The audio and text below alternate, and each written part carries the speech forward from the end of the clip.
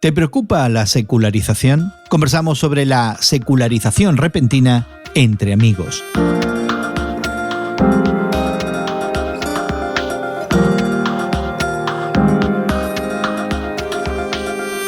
Gracias por acompañarnos entre amigos, esta conversación regular con Guillermo Serrano, Elsa Mazzoni y tu servidor Jesús García, donde consideramos temas de actualidad, temas que nos interesan y lo hacemos desde una perspectiva cristiana. Y queremos invitarte a que te suscribas a nuestro podcast y a seguirnos regularmente, a participar de nuestra conversación y dejar tus opiniones y comentarios, y todo eso lo puedes hacer visitando nuestra página en internet radiomoody.org. Esta semana, la revista norteamericana The Christian Century publicó un artículo en el que describe la rápida secularización de la provincia canadiense de Quebec. Al parecer, en la década de los años 1950, esta provincia era una de las sociedades más religiosamente activas del mundo. Con una iglesia católica romana considerada reaccionaria, incluso para los estándares de la época, los francófonos veían su fe como un símbolo preciado de identidad cultural y supervivencia ante la explotación y dominación anglosajona. Además, la minoría irlandesa de Quebec no tenía razón alguna para desafiar ese orden religioso. La Iglesia Católica dominó por completo grandes áreas de la vida cotidiana a través de su papel en la atención médica, la educación y el bienestar social. Las iglesias y los santuarios de peregrinos florecieron en la provincia canadiense de Quebec, convirtiendo a su capital, Montreal, en la ciudad de los 1000 campanarios. Bueno, desde la década de los 60, Quebec ha sufrido lo que sus habitantes francófonos denominan mutation, o un cambio radical de entender su identidad que los ha alejado de sus raíces católicas. Y Guillermo y Elsa, a este lado del Atlántico, muchas personas religiosas están mirando con cierto nerviosismo esa rápida secularización de las naciones europeas, preguntándose si también nos va a pasar a este lado del Atlántico algo similar. La secularización o secularismo es la idea de que ya la religión, cualquiera que ésta sea, no tiene la importancia que pudiera haber tenido en el pasado, y que todo debe entenderse a partir del esfuerzo humano, a partir de las cosas que podemos hacer como seres humanos sin ninguna influencia de alguna religión.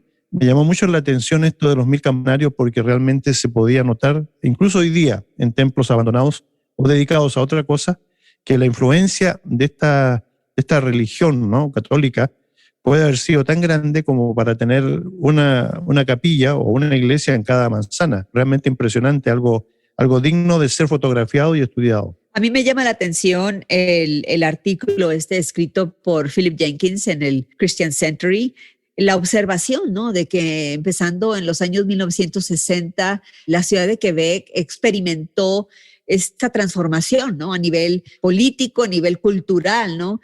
Menciona los nuevos medios de comunicación, menciona altos niveles de educación, menciona nuevas formas de protesta política, combinado también con un apoyo a una conciencia nacional, ¿no?, a nivel sociológico, que empezaron a atraer al secularismo, ¿no?, a no ser que la fe se adapte y se inmiscuya rápidamente en estos nuevos medios de comunicación.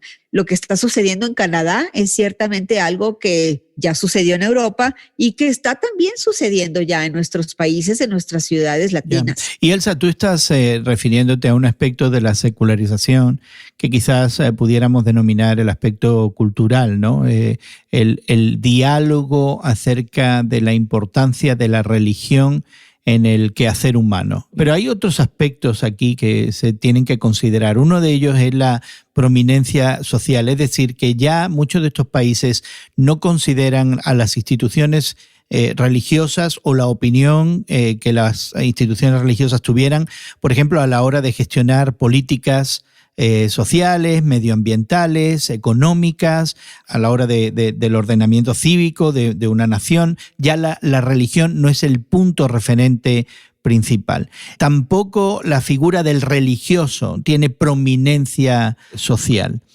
Pero hay un aspecto que quizás es el que más nos toca de cerca, y es la dimensión personal. El hecho de que la gente ya se está confesando, por ejemplo, en Estados Unidos tenemos esos que llamamos los nones, ¿no? Que no pertenecen a nada. Y en América Latina, en Canadá, en Estados Unidos, estamos hablando justamente de que ahora la mayoría de la gente a nivel personal, individual, ya no se identifica con una filiación religiosa, algo que, por ejemplo, en los Estados Unidos pasaba hasta muy recientemente.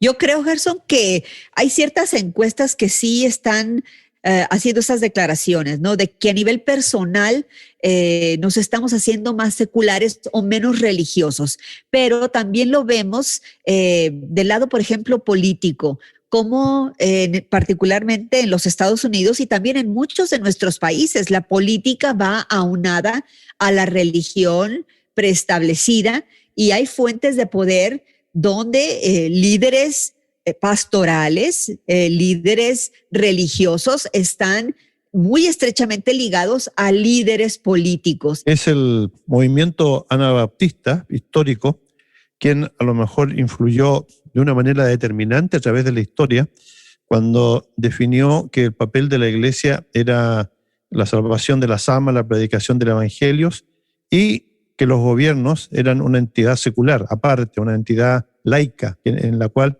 la iglesia no debía entrometerse. A lo mejor a partir de ahí y a partir de la influencia de muchas denominaciones, hoy día estamos cosechando el fruto de sociedades que no quieren realmente darle un espacio a la religión. Lo que Elsa menciona, en realidad es un extremo o extremismo dentro de lo que es la sociedad norteamericana, pero no refleja realmente el todo de la sociedad norteamericana, que va más por un camino secular que por un camino de adhesión a cualquier religión. Yo me pregunto, Guillermo y Elsa, si realmente podemos hablar en realidad de una secularización en sentido estricto, o deberíamos hablar más bien de un abandono de la religión institucionalizada y organizada en favor de otras religiones, de otras creencias al gusto contemporáneo. Es decir, por un lado estamos rechazando la religión tradicional, institucionalizada, ya sea protestante o católica, al tiempo que no dejamos de creer.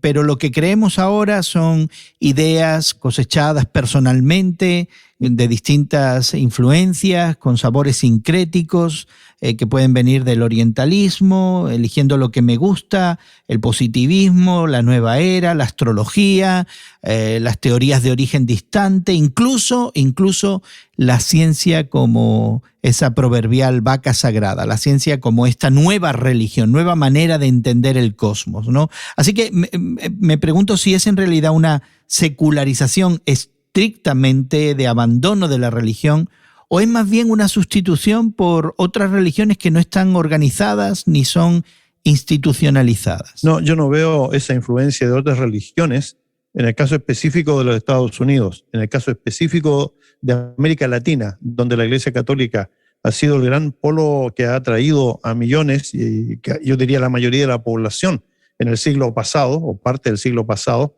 pero hoy día lo que vemos es una pérdida de influencia de cualquier tipo de religión en la vida cultural, en la vida artística, en la vida de trabajo de todas las personas. Es decir, la secularización yo la veo como pérdida de influencia, a pesar de que mucha gente se considere todavía religiosa en su expresión dominical. Y yo, en desacuerdo de lo que dice Guillermo, sí pienso que es una sustitución en las personas, en muchas personas, de la religión institucionalizada por una religión más personal, más individualista, donde yo tomo lo que me interesa y descarto lo que no me interesa. Ya sea en el ámbito de lo social y cultural que apuntaba Guillermo y esa falta de influencia de la religión sobre esas esferas del quehacer humano, o ya sea desde el punto de vista más personal, como Elsa capitalizaba, ¿pudiéramos hablar de que la secularización entonces representaría el fin de la religión?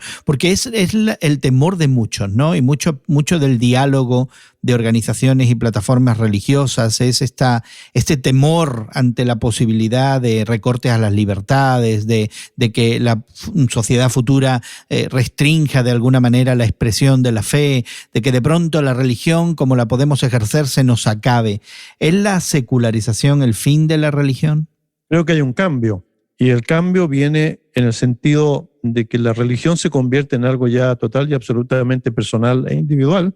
La pandemia ha ayudado en un 50% a esto, porque ahora yo me conecto en línea, ¿no?, con mi iglesia, con mi religión, con las cosas que yo creo, y me siento realmente satisfecho haciéndolo así. Contribuyo a través de la tarjeta de crédito o como quiera que sea el sistema, y ya tengo mi conciencia en paz. Yo creo que vamos a una religión individualista, y vamos a una religión personal que no tiene absolutamente nada que ver con la vida de todos los días, en donde el pragmatismo, es decir, lo que funciona es lo que yo voy a abrazar y lo que yo voy a hacer en la vida profesional, en la vida de inversiones, en la vida de ahorros, en la vida de acción social que yo quiera tener. Estaba pensando en uno de los comentarios del artículo que consideramos, que apunta que la única señal de esperanza para las iglesias, para la religión, ha sido en la provincia de Quebec el auge de la inmigración. Y eso lo vemos también en muchos países alrededor del mundo, donde son las comunidades inmigrantes que vienen de países en vías de desarrollo las que traen la religión y las que reinyectan este elemento religioso en muchas de estas sociedades. ¿Es la inmigración un factor en ralentizar o incluso detener el avance de la secularización? No, no lo creo, porque lo que sucede con los grupos inmigrantes es que van a formar precisamente centros religiosos de inmigrantes en donde van a añorar lo que ha sido su país, su cultura, la manera de cantar o de comer, pero en donde el gran desafío es cómo armonizar esto con la sociedad a la que vienen a formar parte, ya sea en Europa, Estados Unidos, incluso en los países que están recibiendo inmigrantes en América Latina. Yo no creo en una armonización de los inmigrantes, yo veo más bien pequeños grupos que hacen su vida, pero que después, el día a día, de lunes a viernes, tienen que entrar a formar parte de la gran maraña que significa vivir en una sociedad cosmopolita. Estoy de acuerdo con Guillermo en parte. Sin embargo, mi pregunta es, ¿por qué viene el inmigrante con fe? El inmigrante llega con fe, pienso yo, por la necesidad. Cuando nos llega la necesidad de cualquier forma, que no tenemos a dónde voltear ni a quién acudir, muchas veces acudimos a aquel que dejamos olvidado atrás, ¿no? Y ese es Dios. ¿Sigue ofreciendo el cristianismo, la fe cristiana, el evangelio, si lo queremos poner más radicalmente y conectarlo con los orígenes?